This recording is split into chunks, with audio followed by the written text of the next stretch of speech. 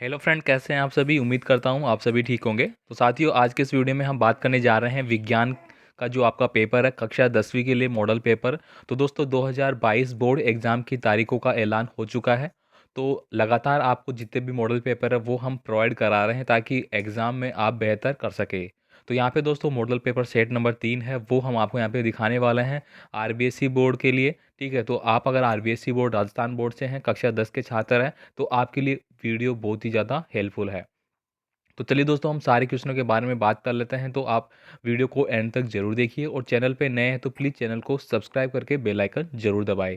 तो सबसे पहला क्वेश्चन की बात करेंगे, यहाँ पे सही विकल्प का आपको चुनाव करना है। सारे क्वेश्चन साथियों बहुत ही ज़्यादा इंपॉर्टेंट है, वेरी वेरी इंपॉर्टेंट है। आप खुद भी इस बात को देख सकते हैं। अगर आप अपनी तैयारी कर रहे हैं तो आप पेपर को देख के अंदाज़ा लगा सकते हैं कितना इंपॉर्टेंट पेपर है। तो यहाँ पे फर्स्ट क्वेश्चन की बात करेंगे। फर्स्ट क्वेश्चन है, एक परितंत्र में होते हैं। तो दोस्तों मैं यहाँ पे आपको क्वेश्चन रीड करके बता रहा हूँ, आप क्वेश्चनों को अच्छे से देख लीजिए, रीड कर लीजिए। इसके बाद देखिए सेकंड नंबर का क्वेश्चन है, निम्नलिखित में से कौन किसी लंबे विद्युतवाही तार के निकट चुंबकीय क्षेत्र का सही वर्णन करता है। चार ऑप्शन आपके सामने दिए गए हैं, आपको टिक मार्क करना है। नेक्स्ट देखिए, विद्युत धारा का मात्रक यंत्र कौन सा है। तो यहाँ पे दोस्तों विद्युत धारा का मात्रक तो एमीटर होता है। यहाँ पे अगर मैं बात करूँ वोल्ट मीटर की, तो वोल्ट मीटर दोस्तों आपका जो विभव होता है, विभव वोल्ट, जो घर में अपना वोल्ट होता है उसको मापन करता है। इसके बाद देखिए लेक्टोमीटर। लेक्टोमीटर दोस्तों आपका क्या करता है कि जो आपका टोंग टेस्टर वगैरह होता है, जो कुछ ही जैसे तार मान लीजिए, तार आपका, तो इस तार के अंदर से प्रवाहित होने वाली धारा, वोल्टेज वगैरह, ठीक है, रेजिस्टेंस वगैरह सबकी गणना करता है। शुष्क सेल आपने पढ़ ही रखा होगा। इसके बाद देखिए अगला क्वेश्चन, निम्न में से कौन मानव में मादा जनन तंत्र का भाग नहीं है। तो मादा जनन तंत्र में भाग नहीं लेता है ऐसा कौन सा है। अंडाशय बिल्कुल होता है, गर्भाशय भी होता है, डिम्ब वाहिनियाँ भी होती है, शुक्रवाहिनियाँ। अब यहाँ पे आपको बताना है कौन सा नहीं होता है। इसके बाद देखिए शरीर का नियंत्रण निम्न के द्वारा होता है। हमारा जो शरीर है उसका नियंत्रण किसके द्वारा होता है। सेरिबर्म के द्वारा, सेरिबेलम के द्वारा, मेंडुला या पॉन्स। नेक्स्ट क्वेश्चन देखिए, पादप में जाइलम उत्तरदायी होता है। पादप में जो जाइलम बने होते हैं वो किसके लिए उत्तरदायी होते हैं। जल का वहन करने के लिए, भोजन का वहन, अमीनो अम्ल का अम्ल, ऑक्सीजन का वहन करने के लिए। पतले तारों में धातुओं के खींचे जाने की क्षमता क्या कहलाती है। तो दोस्तों कोई भी जो पतले तार होते हैं उनको खींचे, अगर अपन उसको खींचते हैं, ठीक है, तो वो क्या कहलाती है, खींचने की जाने की जो क्षमता है वह क्या कहलाती है, आपकी आघात वर्ध्यता कहलाती है। Option number B. नेक्स्ट देखिए यहाँ पे, क्षारों का पीएच मान कितना होता है। तो दोस्तों आपने पढ़ रखा होगा, जैसे कि ये अगर मैं बात करूँ पीएच स्केल के बारे में, ये 7 हो गया, ये 0 हो गया, या 14 हो गया। ये 7 से कम तो क्या होते हैं, आपके अम्ल होते हैं, और 7 से ज़्यादा वाले क्षार होते हैं। तो यहाँ पे आपको क्या टिक करना है, 7 से अधिक। अब साथियों आपको यहाँ पे सभी क्वेश्चनों के आंसर है वो यहाँ पे दिए गए हैं। आप यहाँ पे देखिए सभी क्वेश्चनों के आंसर, फर्स्ट में क्या आंसर था, सेकंड में क्या आंसर था, सभी के आंसर आपको यहाँ पे साथ साथ दिए गए हैं। तो ये एक बहुत ही बढ़िया बात है कि आपको एक ही पीडीएफ फाइल में क्वेश्चन भी मिल रहे हैं और साथ ही साथ उनके आंसर भी मिल रहे हैं, ताकि आप एक बार अपने हिसाब से टिक मार करें, फिर आप चेक करें कि आपका जो आंसर था वो सही है या नहीं है। ठीक है, तो यहाँ पे अपना आंसर हो चुका है। इसके बाद देखिए यहाँ पे नेक्स्ट देखिए दोस्तों 7 नंबर का क्वेश्चन है, उसमें ए नंबर का आंसर होगा, मैंने तन्यता होगा। अब आघातवर्धन ने बताया था तो ये गलत हो गया। नेक्स्ट देखिए यहाँ पे रिक्त स्थानों को आपको पूर्ति करनी है। कार्बन के दहन से खालिस्तान एवं खालिस्तान गैसें प्राप्त होती है। तो इनका आंसर आपको यहाँ पे दिया गया है, कार्बन और मोनोऑक्साइड और कार्बन डाइऑक्साइड। तो इन सभी क्वेश्चनों को आप देखेंगे, चुंबकीय क्षेत्र रेखाएं परस्पर प्रतिच्छेद करती है या नहीं करती है। नहीं करती है। चुंबकीय क्षेत्र रेखाएं हमेशा इस तरह से चलती हैं, वो कभी भी एक दूसरे को प्रतिच्छेद यानी कि काटती नहीं है। अगला देखिए, किसी तार का प्रतिरोध उसके लंबाई के अनुक्रमानुपाती होता है। ठीक है, तो ये आपको देख लेना है। मादा और गर्भ शिशु के बीच जैविक संबंध स्थापित करने वाला उत्तक है वो क्या कहलाता है, प्लेसेंटा कहलाता है। मानव में जीवन पद्धतियों का नियंत्रण और नियमन किसके द्वारा होता है। तो तंत्रिका एवं अंतःस्रावी जो स्रोत होते हैं उनके द्वारा किया जाता है। वे सभी प्रक्रम जो सम्मिलित रूप से अनुरक्षण का कार्य करते हैं क्या कहलाते हैं, वे कहलाते हैं आपके जैव प्रक्रम। क्या कहलाते हैं आपके, जैव प्रक्रम। इसके बाद देखिए, आधुनिक आवर्त सारणी में जो आपके समूह हैं वो कितने हैं, तो 18 समूह आपके बनाए गए हैं। नेक्स्ट देखिए, आघात वर्धन्यता एवं तन्यता क्या एक प्रमुख गुण क्या है। तो दोस्तों ये क्या है, धातुओं का एक प्रमुख गुण है। इसके बाद देखिए यहाँ पे आपको क्या करना है, सही जोड़ी का मिलान करना है। तो सही जोड़ी का मिलान करने के लिए दोस्तों आप यहाँ पे देखिए एक बार, निकट दृष्टि दोष। तो निकट दृष्टि दोष के लिए आपका क्या हो जाएगा, ई नंबर का आंसर हो जाएगा, फर्स्ट वाले में है। तो फर्स्ट वाले में ई नंबर का क्या हो गया, ये हो गया अवतल लेंस। ठीक है, तो आप इन सभी क्वेश्चनों को पढ़ें, इनके आंसर आपको यहाँ पे साथ-साथ दिए गए हैं। साथियों, मैं आपसे रिक्वेस्ट करूँगा, प्लीज़ चैनल पे आप नए हैं तो चैनल को सब्सक्राइब करके बेल आइकन दबा के रखें, ताकि जब भी मैं आपकी क्लास के रिगार्डिंग कोई वीडियो अपलोड करता हूँ, जो कि आपके एग्ज़ाम के लिए बहुत ही ज़्यादा आपके लिए इम्पोर्टेंट है, तो आपको उसका नोटिफ़िकेशन मिल जाएगा। साथ ही आप हमारा टेलीग्राम ग्रुप, फेसबुक ग्रुप और हमारी जो वेबसाइट का लिंक है, वो सभी मैं डिस्क्रिप्शन बॉक्स में अवेलेबल करा दूँगा। आप उनको सब्सक्राइब करके जॉइन करके ज़रूर रखें, क्योंकि वहाँ पे पीडीएफ फाइल वगैरह आपको दी जाती है। आगे देखिए दोस्तों, यहाँ पे एक शब्द में आपको उत्तर देना है। किसने ज्ञात किया था कि विद्युत तथा चुंबकत्व में परस्पर संबंध होता है? तो ये किया था दोस्तों ऑस्टेन ने। तो इन सब का क्वेश्चन का आंसर भी आपको नीचे दिया गया है। पराग पोषण से पराग कणों का रतिक्रात तक पहुँचने की घटना क्या कहलाती है? तो ये क्या कहलाती है, परागण कहलाती है। सुनने, सूंघने, दृष्टि एवं याददाश्त के केंद्र कहाँ पे स्थापित होते हैं? तो अग्र मस्तिष्क में होते हैं। तो इसी तरह दोस्तों इन सभी क्वेश्चनों के आंसर आपको यहाँ पे दिए गए हैं। ठीक है, तो दोस्तों आपका बस इतना ही है कि आप चैनल को थोड़ा सपोर्ट करें और अपना प्यार बनाए रखिए, ताकि आपकी जो यूट्यूब फैमिली है वो इंक्रीज होती रहे। साथ ही साथ हमें भी थोड़ा अच्छा लगता है अगर आप हमारा थोड़ा रेस्पॉन्स देते हैं। वीडियो को लाइक ज़रूर करें आप। ठीक है, अपनी प्रतिक्रिया दें, आप कमेंट करें कैसा आपको वीडियो लगा, और आपको कौन कौन से सब्जेक्ट के रिगार्डिंग पेपर चाहिए, सभी मैं आपको स्टेप बाय स्टेप अवेलेबल करा दूंगा। ठीक है, तो नेक्स्ट देखिए यहाँ पे बड़े क्वेश्चन आपके स्टार्ट होते हैं। श्वसन को ऊष्माक्षेपी अभिक्रिया क्यों कहते हैं? विकृत गंधिता को परिभाषित आपको करना है। सोडियम को केरोसिन में डुबाकर क्यों रखते हैं? तो दोस्तों आप जब 11th क्लास में या 12th क्लास में रहेंगे और आपके पास अगर साइंस आप लेंगे, ठीक है, बायोलॉजी वगैरह या मैथमेटिक्स, तो आप देखेंगे जब आपको प्रयोगशाला में प्रयोग करवाए जाएंगे तो केरोसिन आप सॉरी सोडियम तो स्कूल लेवल में कम ही देते हैं, कॉलेज लेवल में दिया जाता है। हमें तो कॉलेज लेवल में दिया गया था। ठीक है, तो क्या करेंगे, ये केरोसिन में क्यों रखते हैं? क्योंकि दोस्तों सोडियम मुक्त अवस्था में अगर रहता है तो वह ऑक्सीजन के साथ क्रिया करके नष्ट हो जाता है। इसलिए उसको क्या करते हैं अपन, केरोसिन में डुबा के रखते हैं। यहाँ पे एक और फैक्ट आपको बताना चाहूँगा। आपने कई बार देखा होगा जो जादूगर वगैरह होते हैं पानी में वो आग लगाते हैं, तो पानी में आग केरोसिन से ही लगती है, ओ सॉरी सोडियम से लगती है साथियों। अगर आप सोडियम को पानी में डालोगे तो उसमें क्या होगी, आग लग जाएगी। और ये प्रैक्टिकल खुद स्वयं मैंने करके देखा हुआ है, जब मैं first year BSc first year में स्टूडेंट था तब। तो ये मैंने आपको एक्सप्लेन कर दिया, इस तरह से ये होता है। आगे देखिए दोस्तों, यहाँ पे गर्म जल का टैंक बनाने में तांबे का उपयोग होता है, परंतु इस्पात का नहीं। इसका कारण बताइए। नेक्स्ट देखिए, आधुनिक आवर्त सारणी द्वारा किस प्रकार से मेंडलीव की आवर्त सारणी की विविध विसंगतियों को दूर किया गया है? एक देखिए यहाँ पे तत्वों के इलेक्ट्रॉनिक विन्यास तथा आधुनिक आवर्त सारणी में तत्व की स्थिति से क्या संबंध है, ये आपको एक्सप्लेन करना है। साथ ही फिर से मैं रिक्वेस्ट करूंगा, चैनल पे नए हैं तो चैनल को सब्सक्राइब करके सपोर्ट ज़रूर करें। बाकी आपका कोई भी कमेंट आप मुझे कमेंट कर सकते हैं। आगे देखिए, मनुष्य में रक्त संचरण दोहरा रक्त संचरण क्यों कहलाता है? हमारे अमाशय में अम्ल की भूमिका क्या होती है? दोस्तों अपन को किसी प्रकार का जो भोजन ग्रहण करते हैं, तो क्या होता है कि हमारे अमाशय में एक अम्ल का निर्माण होता है, जो कि भोजन को पचाने में सहायता करता है। तो इस तरह से अपन लिख सकते हैं, जब तक हमारे बॉडी के अंदर अम्ल का निर्माण नहीं होगा, तो अपने द्वारा जो ग्रहण किया गया भोजन है वो पचा उसका पाचन नहीं हो पाएगा, वो ऐसे के ऐसे पड़ा रहेगा।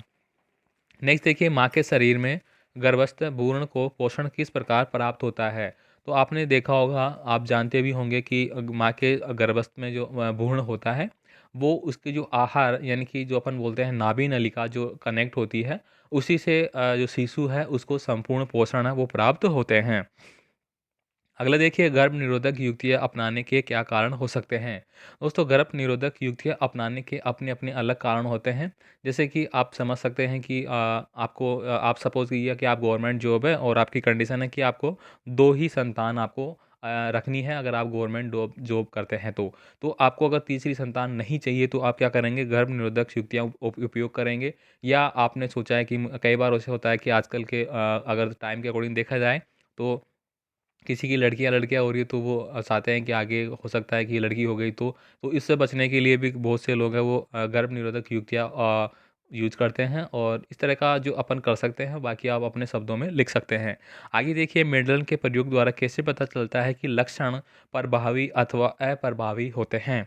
तो दोस्तों आपने पढ़ रखा है कि मेंडल ने आनुवांशिकी के गुणों पर प्रयोग किया था और सबसे पहले इन्होंने मटर के पौधे पर प्रयोग किया था, तो उसको आपको पढ़ना है और इस हिसाब से आपको करेक्ट करना है। नेक्स्ट देखिए, मेंडल के स्वतंत्र अपव्यूहन का नियम आपको लिखना है। गोलीय दर्पण की वक्रता केंद्र का आपको केंद्र को परिभाषित करना है। जैसे कि आपने पढ़ रखा होगा, गोली जो दर्पण होते हैं, ठीक है, उनकी त्रिज्या वगैरह, वक्रता वगैरह किस तरह के नियम होते हैं।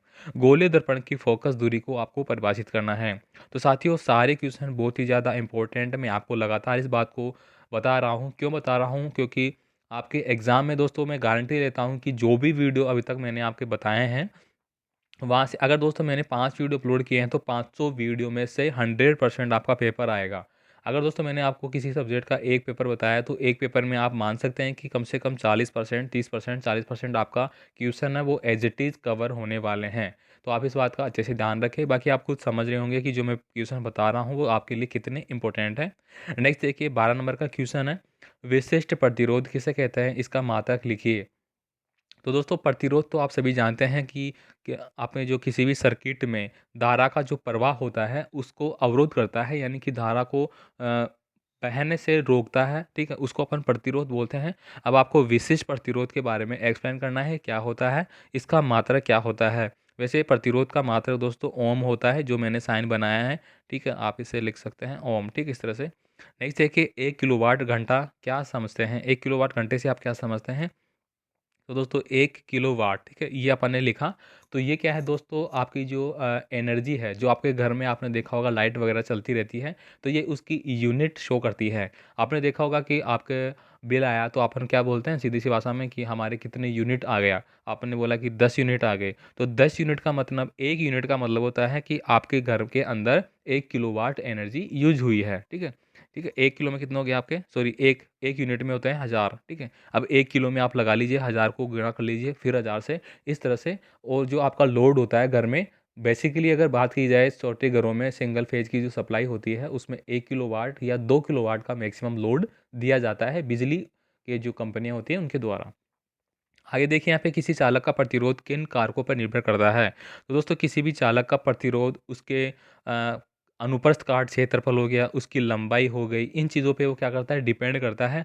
और ये क्या होती है दोस्तों, उसके क्या होती है, व्युत्क्रमानुपाती होती है। जैसे कि अगर मैं यहाँ पे बात करूँ, प्रतिरोध आर है, तो ये अपने 1 अपॉन अपने क्या लिख दिया यहाँ पे, ये आर है, तो उसके क्या लंबाई की, तो एल लिख दिया मैंने यहाँ पे, ठीक है। और अनुप्रस्थ काट के क्षेत्रफल के बराबर होगा, तो यहाँ पे अनुप्रस्थ काट क्षेत्रफल आप क्या लिखेंगे, आप किसी ए से दर्शा दिया, किसी से भी आपने यहाँ पे इंडिकेट कर दिया, इस तरह से आप फॉर्मूला जनरेट करेंगे। अगला देखिए, विद्युत टॉर्सट्रो तथा विद्युत स्त्रियों के तापमान अवयव शुद्ध धातु के न बनाकर किसी मिश्र धातु के बनाए जाते हैं। तो दोस्तों आपने पढ़ा होगा कि जो अपन आयरन वगैरह यूज करते हैं, तो उसमें किस तरह का जो पदार्थ है, कौन सी मिश्र धातु का पदार्थ है जो यूज किया जाता है, ठीक है। तो आपने देखा होगा जैसे कि अपन हीटर वगैरह यूज करते हैं, जिनमें कि अपन क्या यूज करते हैं, नाइक्रोम धातु यूज करते हैं, इस तरह से मिश्र धातु को अपन यूज करते हैं। अगर देखिए, ओजोन परत क्या है, यह क्यों क्षीण हो रही है?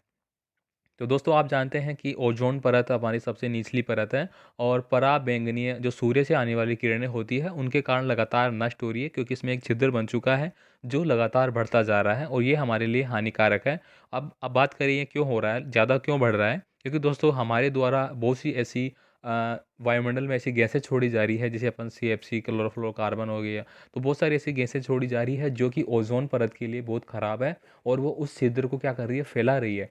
तो ऐसे में ये हमारे लिए बहुत एक मुसीबत का कारण बन सकता है आने वाले समय में। तो हमें इसके प्रति सचेत रहते हुए अच्छे कार्य करना चाहिए।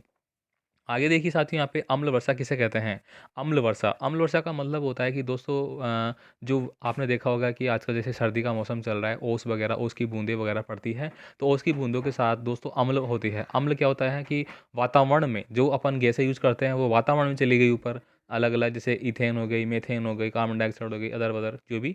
तो वो क्या होती है, बादलों में इकट्ठी हो गई। अब बादल जब बरसात होंगे या ओस के साथ नीचे आएंगी पानी की बूंदें, तो उनके साथ वो आती है। और ये अम्ल वर्षा क्या होती है, जो संगमरमर के टाइप की जो अपने मंदिर वगैरह हो गई या ऐसे कोई भी चीज़ें हो गई जो संगमरमर से निर्मित है, तो उनके लिए क्या है, खराब होती है, वो उनको नष्ट करती है। बाकी और फसलों के लिए भी ये थोड़ा सही नहीं रहती है, ठीक है। तो आप इस तरह से इनको लिख सकते हैं। उम्मीद करूँगा साथियों आपको सभी क्वेश्चन अच्छे से समझ में आ रहे होंगे। तो मेन मोटिव यही हुआ कि आपको मैं अच्छे से एक-एक क्वेश्चन एक्सप्लेन करूँ, आपको अच्छे से समझ में आए, ताकि आप समझ सकें कि उनका आंसर हमें कैसे देना है।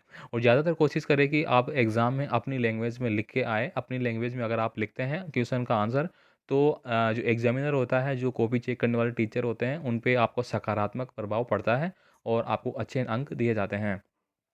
क्वेश्चन नंबर 15 की कहाँ गया? क्वेश्चन नंबर 15 की बात करेंगे यहाँ पे। कुछ धातुओं की तनु हाइड्रोक्लोरिक अम्ल के साथ अभिक्रिया के समय निम्न प्रक्षेपण किए गए हैं, तो इनको आपको बताना है क्या कुछ इनमें होता है। तो अथवा में दिए गए हैं 2 चीज़ें, दोनों में से आप कोई सा भी कर सकते हैं। अगला देखिए, किसी निकट दृष्टि से पीड़ित व्यक्ति द्वारा दूर बिंदु केंद्र के माप सामने 80 सेंटीमीटर की दूरी पर है। इस दोष को संशोधित करने के लिए आवश्यक लेंस की प्रकृति तथा क्षमता क्या होगी? तो दोस्तों, आपने पढ़ा है कि अभी दूर दृष्टि से और निकट दृष्टि से के लिए, दूर दृष्टि से निकट दृष्टि के लिए क्या हो गया? अवतल लेंस हो गया। दूर दृष्टि के लिए क्या हो गया? तो ये लेंस आपको ध्यान में होना चाहिए। साथ ही आपको जो लेंस की क्षमता डायोप्टर में मापी जाती है, उसका सूत्र आपको आना चाहिए क्या होता है, ठीक है? तो 2 क्वेश्चन आपको यहाँ पे दिए गए हैं, अथवा में आप दोनों में से कोई सा भी कर सकते हैं। 17 नंबर का क्वेश्चन देखिए, चुंबकीय क्षेत्र से आप क्या समझते हैं? 2 चुंबकीय क्षेत्र रेखाएँ एक दूसरे को प्रतिच्छेद क्यों नहीं करती है? चुंबकीय क्षेत्र दोस्तों वो होता है, जैसे कि मैं बात कर लेता हूँ कि कुंडल आपने देखा होगा कि ये मान लीजिए ये आपका एक पाइप है, ठीक है? ये आपने को पाइप बना लिया। अब इसके ऊपर दोस्तों कोई तार लेके मैंने इस तरह से राउंड राउंड कर दिया मैंने, ठीक है? तो राउंड राउंड करने से क्या होगा कि इसके अंदर जो धारा प्रवाह होगी, तो वो एक इलेक्ट्रोमैग्नेटिक जनरेट करेगी। क्या करेगी? इलेक्ट्रोमैग्नेटिक जनरेट करेगी। विद्युत चुम्बकीय फ्लक्स अपन उसको बोलते हैं, विद्युत वाहक बल उसमें बोल सकते हैं, अलग-अलग होता है ये। तो ये इसमें जनरेट करेगी, तो चुंबकीय क्षेत्र बन जाएगा। अब चुंबकीय क्षेत्र में क्या होता है कि कोई भी जो प्रवाह हो रहा है आपका, ठीक है? तो वो एक ही दिशा में प्रवाह होता रहेगा। कोई ऐसा नहीं है कि दूसरी दिशा से आके उसको काट सकता है। तो चुंबकीय रेखाएँ हमेशा क्या होती है कि एक सीधी लाइन में समानांतर चलती है, कभी भी एक दूसरे को प्रतिच्छेद नहीं करती है। तो ये आप अपनी बुक के अकॉर्डिंग समझा सकते हैं। बाकी दोस्तों, अगर आप टेक्निकल लैंग्वेज में टेक्निकल फ़ील्ड में जाते हैं, जैसे कि आप इंजीनियरिंग फ़ील्ड वगैरह में, तो आपको वहाँ पे ये अच्छे से समझ में आएगा, क्योंकि फ़िलहाल मैं एक टेक्निकल टीचर हूँ, टेक्निकल कॉलेज में। इसके बाद देखिए,